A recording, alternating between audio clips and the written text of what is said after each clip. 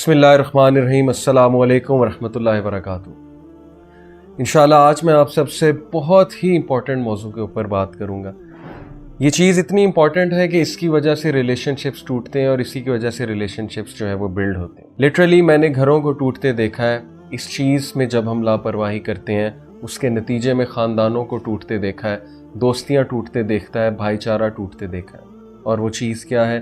वो चीज़ है ज़बान और हमारी कम्युनिकेशन। एक स्कॉलर ने कहा कि ज़बान तलवार से भी ज़्यादा ख़तरनाक है, क्योंकि तलवार से आप 1, 2, 3, 4 कितने लोग को मारोगे? 10 को मार दोगे एक तलवार से।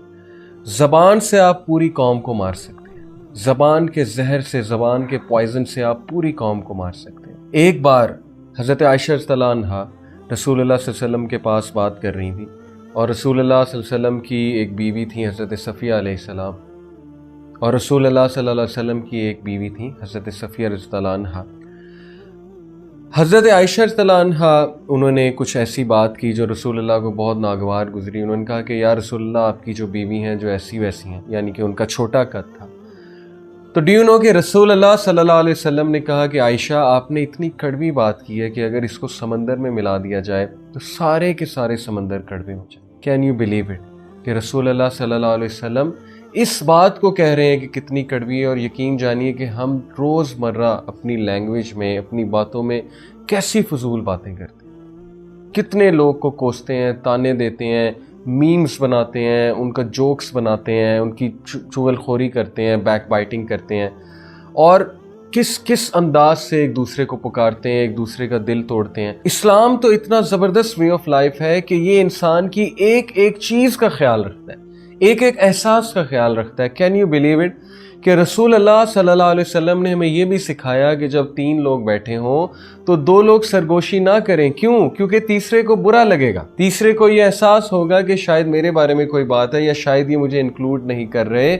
इससे ज़्यादा खूबसूरत वे ऑफ लाइफ आपको और कहाँ पे मिलेगा। इसलिए दूसरों के एहसासात का ख्याल कीजिए। अपनी ज़ुबान को कैंची की तरह, तलवार की तरह मत चलाते फिरिए, क्योंकि तलवार का ज़ख्म तो ठीक हो जाता है लेकिन ज़बान का ज़ख्म ठीक होने में बहुत देर लगाता है। बहुत से लोग अपनी ज़बान की वजह से बहुत से मसाइल में फंसे हुए।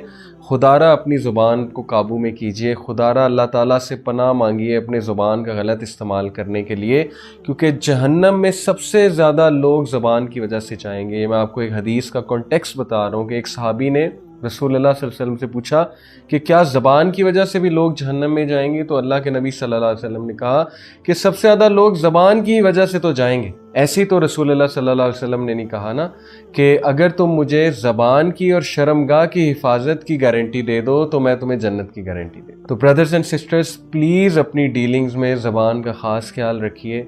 ये चीज़ आपको पता होनी चाहिए, क्या चीज़ बोलनी चाहिए, क्या चीज़ नहीं बोलनी चाहिए, कौन सी बात करनी होती है, कौन सी बात नहीं करनी होती। ये आर्ट हमें सीखनी पड़ेगी ताकि हमारे रिलेशनशिप्स जो हैं वो बच सकें, इम्प्रूव हो सकें।